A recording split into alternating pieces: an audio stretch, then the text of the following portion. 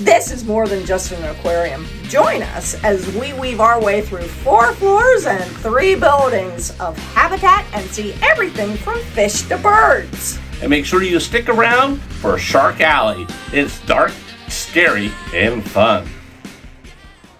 Our day started really early because we were doing something completely new for us. Today we're doing something completely different. We're going to Baltimore and visiting the National Aquarium on a Fullington Bus Tour. Thank you, Fullington. It was great. Someone else drove. There was free Wi-Fi. I get to play games the whole way to Baltimore. And a way for us to charge our phones. When we got there, the bus company dropped us right outside the front door. The tour guide handed us our tickets, and we didn't even need to find a parking space. Just inside the front doors of the National Aquarium is a huge waterfall. We found out later that this waterfall drops from the Australian outback. More on that later. After you hand off your ticket, you have choices. You can go to the right to Blacktip Reef, straight ahead to the jellyfish, or go upstairs to Australia. We chose Blacktip Reef. Wow, was it beautiful! Of course, the first thing I saw were all those sharks that were floating by. It was a little unnerving, to be truthful, and the only thing I could think about was all those disaster movies I've watched my entire life. I mean, seriously, what would happen if there was an earthquake, or worse, a dinosaur? Okay, Pam, back to reality. There's over 600 fish in the aquascaped habitat, and they really didn't seem to care if there were people around or not. I bet you they would if there wasn't anything to eat except for us. So, stay out of the water. Easy for him to say. We came to find out that the National Aquarium has all of their animals, over 17,000 of them, living in natural environments. This is not a zoo. It's a way to care for endangered animals, revive and restore the world's oceans, and recreate habitats for endangered species. In fact, the Blacktip Reef is an exact replica of an Indo-Pacific coral reef, and it has 630 animals living in its waters, including sharks, some of which are on the critically endangered list. The trail led us up an escalator to the 2nd floor. On the way up the escalator, you nearly rubbed shoulders with a blue whale skeleton. It's huge. The National Aquarium is located in Baltimore, Maryland, on the shores of the Chesapeake Bay. Small streams, tributaries, and rivers feed the bay, and the aquarium has an entire exhibit of how that all happens. It leads visitors from the streams and creeks of Pennsylvania the whole way to the Atlantic Ocean, and you get to see all the fish and wildlife that you'd see along the way. The next exhibit is on the 3rd floor, and it is very colorful. There are hundreds of brightly colored fish, some small, some large, and they even have an electric eel. There are sea anemones too. Now this is really cool. The aquarium has to push water every few minutes so that these creatures can eat. Because they can't move themselves, the food needs to come to them. Right next to the anemones was an octopus. He was just hanging out, upside down, sleeping. As you wind your way through all these brightly colored fish, you find yourself at the comic relief, the puffin tank. The puffins are always up for a good time, and that's the reason the glass is always splattered with water, but they do enjoy showing off their visitors. The next habitat we experienced was the Amazon Rainforest. Obviously, this was a favorite among visitors.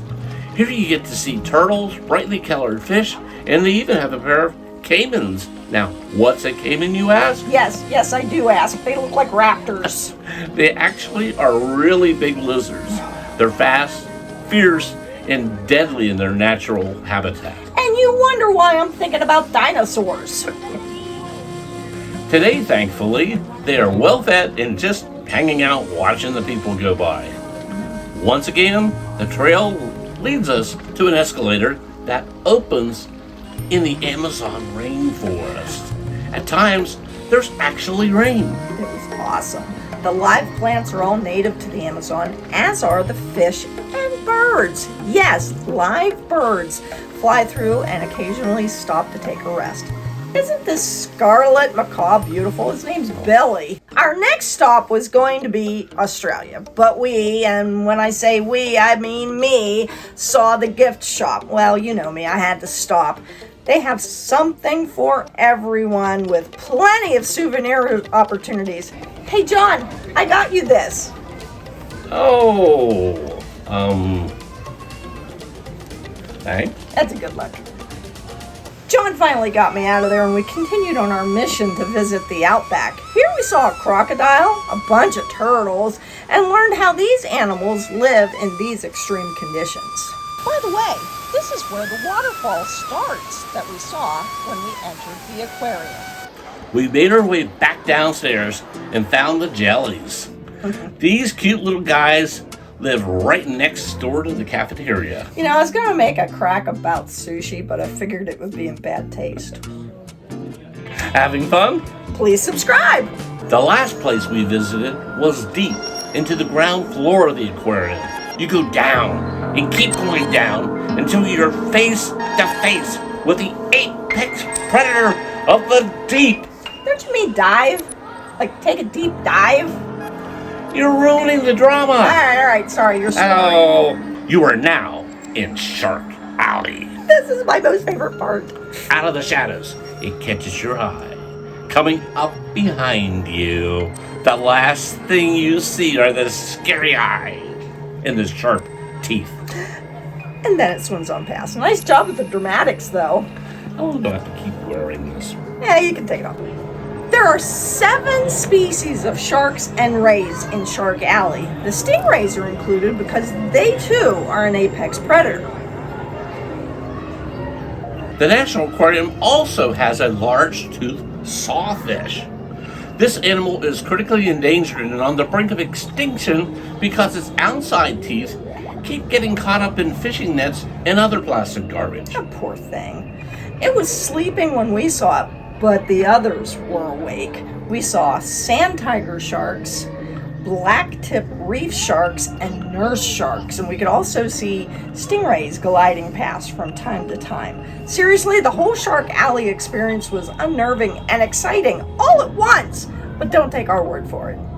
The sharks, they were cool. After we saw everything we could see at the aquarium, we were on our way to our next adventure. The bus company had arranged for a harbor cruise around the port of Baltimore. What an added bonus. It was a beautiful day, and for many of the bus passengers, it was their favorite part. I love the aquarium, and this is the best part of all, the boat trip that I like. And let me just tell you, it's amazing. Absolutely amazing. I done seen some sharks. I touched a jellyfish. And now I'm in the nice AC cruising down this nice river looking at all these fancy buildings. It's been great. You should try it too. Our day at the aquarium was so much fun and spectacular. We saw sharks, met some new friends, and had a really great time. If you had a good time watching this video, check out this next video on 7 free things to do at the Cherry Blossom Festival in Washington, D.C.